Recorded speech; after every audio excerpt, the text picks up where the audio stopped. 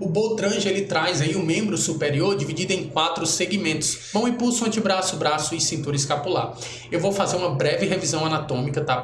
Você vai estudar agora comigo o primeiro segmento, que é mão e pulso. Deixa eu ver uma imagem melhor, essa aqui tá ótima. Então esse primeiro grupo, constituído pela mão, ele ocupa a parte mais distal de cada membro superior. É composto aí por 27 ossos, dentre eles você tem 14 falanges, que formam aí os nossos dedos, né? Os chamados quirodáctilos, os dedos das mãos. Nós temos também 5 ossos metacarpais, ou metacarpos, ou ainda chamado metacarpianos, segundo Biasoli, que contribuem para a formação da palma da nossa mão.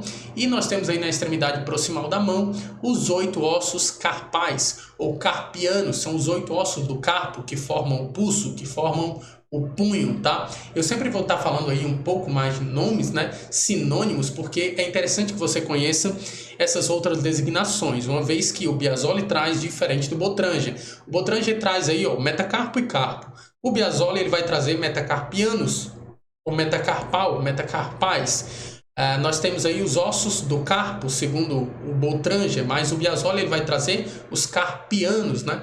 Então eu sempre vou estar trazendo essas designações, né, alternativas. Os dedos chamados quirodáctilos, eles são numerados, e essa numeração, segundo a posição anatômica, parte de lateral para medial, a começar pelo polegar. É o primeiro quirodáctilo, o primeiro dedo da mão.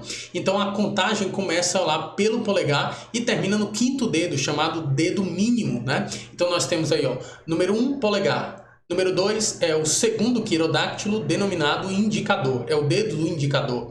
Depois o número 3 é o dedo médio, tranquilo? O número 4 é o dedo anular, ou anelar, como queira, né? O Biasoli traz anular, é o 4º quirodáctilo. E o número 5 é o dedo mínimo. Entendam que essa contagem nos dedos da mão parte de fora para dentro, é de lateral para medial, diferente lá dos pés. Os pés, de acordo com a posição anatômica, a contagem parte de dentro para fora, de medial para lateral, começando pelo dedão do pé, o hálux, né? E terminando lá no dedo mínimo. Tranquilo? Não confundam isso aí, já anota. É importante que você saiba, muito importante que você saiba, a numeração dos dedos, primeiro, segundo, terceiro, quarto e 5º quirodáctilo. Porque muitas vezes o estagiário ele chega ali no momento do estágio e aí ele vai realizar os exames. E o médico solicita raio-x do primeiro quirodáctilo. E aí adivinha qual dedo ele vai radiografar? O indicador, porque ele é acostumado a contar dessa forma: 1, 2, 3, 4. É acostumado a contar dessa forma. Mas saibam que o primeiro quirodáctilo refere-se ao polegar, ao primeiro dedo da mão. Em sequência tem um indicador, o dedo médio, o anelar e o dedo mínimo. Aqui nos ossos dos dedos e dos ossos da mão propriamente dito, os metacarpos, nós estamos se referindo a ossos longos, onde o comprimento predomina sobre a largura e a espessura. O comprimento é maior do que a largura e a espessura. Essa é uma característica de ossos longos, tá bom? Lá nos ossos proximais da mão, os ossos do carpo, nós encontramos ossos curtos, tranquilo? Quanto aos ossos longos, eles serão divididos em 3 partes, sendo 2 extremidades e uma porção central. Então a extremidade distal, tanto das falanges quanto dos metacarpos, são chamados aí de cabeça. Ela tem uma configuração arredondada, você pode perceber. E a extremidade proximal desses ossos, tanto das falanges quanto os metacarpos, é chamado de base. A porção central, o centro, é o corpo, né? Além disso, o Biasoli vai trazer o colo, que faz a união da cabeça com o corpo. Tranquilo, pessoal? Mas é importante que vocês saibam disso aí. Essa extremidade distal é redondinha, é chamada de cabeça. Existe uma incidência específica para a mão que vai estudar a cabeça do segundo, do terceiro, do quarto e do 5º metacarpos. É por isso que é importante você saber sobre a cabeça. Nós temos também a base. E aí, por consideração, por estruturas demonstradas na imagem, é interessante que você conheça a base também. A base é a extremidade proximal dos ossos aí longos da mão, tranquilo? Então você tem a base nas falanges proximais, nas falanges médias e distais, que eu vou falar para você, tá bom? Aqui nós temos constituindo aí cada dedo da mão, com exceção do primeiro quirodáctilo, que é o polegar. Cada dedo da mão do segundo ao 5º é formado pela falange distal, pela falange média e pela falange proximal. Como eu falei para vocês, esse termo distal, proximal e média é em relação à função do seu posicionamento, né? A falange proximal proximal, ela está mais próxima ao início do membro. A falange distal, por sua vez, está mais distante, beleza? O polegar, o primeiro quirodáctilo, ele tem uma particularidade porque ele é constituído apenas de duas falanges, sendo uma proximal e uma distal.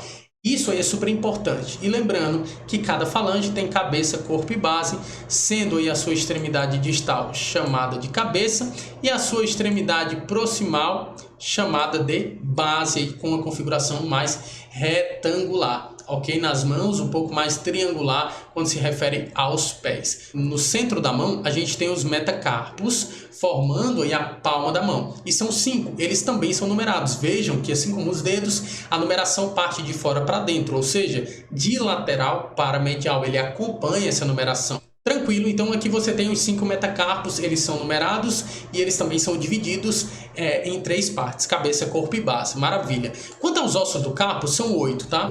Entre as falanges aqui, que são ossos individuais que formam cada dígito, né, cada dedo, cada quirodáctilo, existe aí uma articulação. Então, do segundo ao quinto dedo, como nós temos 3 ossos constituindo cada dedo, nós temos 2 articulações entre eles. São chamadas de articulações interfalangianas. Então, aí, quanto a isso, é tranquilo. Inter significa entre. Falangianas é porque é a articulação formada entre 2 falanges. Então, a gente tem aqui as articulações interfalangianas. Quando a gente estuda do segundo ao quinto dedo, você vai perceber que as articulações elas podem ser interfalangianas distais, quando envolve uma falange distal, ou pode ser articulação interfalangiana proximal, quando envolve aí uma falange proximal. Obviamente tem que ser entre 2 falanges. Se é entre 2 falanges, é interfalangiana, isso já é certo. O nome próprio já diz, né? Sugestivo. Interfalangiana entre 2 falanges. Se uma dessas falanges for proximal, então o nome da articulação vai ser interfalangiana proximal. Se uma dessas falanges for distal, então o nome da articulação é interfalangiana distal. Tranquilo? Quando você observa aqui agora a base das falanges proximais do segundo ao quinto dedo, você vai perceber aí, inclusive do primeiro, vai perceber que eles vão agora se unir aqui à cabeça dos metacarpais, né?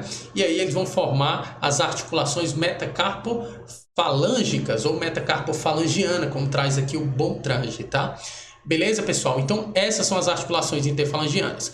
O polegar é uma exceção, né? Você percebe que ele é constituído apenas por 2 falanges. Essas 2 falanges são chamadas de proximal e distal, o nome é sugestivo, em função da sua localização, de acordo com a posição anatômica. Entre essas 2 falanges existe uma articulação que é chamada de articulação interfalangiana, apenas articulação interfalangiana. Vejam que elas são abreviadas, né? Então você tem aqui a abreviatura IFD, se referindo à articulação interfalangiana distal, a abreviatura IFP, se referindo à articulação interfalangiana proximal, e a abreviatura IF, se referindo à articulação interfalangiana ali do primeiro quirodáctilo. Tranquilo? As outras articulações que vocês precisam conhecer são as articulações formadas entre os metacarpos e as falanges proximais do primeiro ao quinto dedo. Essas articulações são denominadas metacarpofalangianas ou metacarpofalângica, de acordo com o Biasoli. Tranquilo? É interessante que você compreenda também os termos proximal e distal. Isso é da aula de terminologia, mas basicamente proximal é tudo que está próximo do tronco, próximo da origem do membro, é específico, né? Se eu estou falando de membro superior, tudo que se aproxima do tronco, do tórax, do ombro, vai ser considerado proximal, é um termo de direção. Tudo que se distancia, por sua vez, será considerado distal.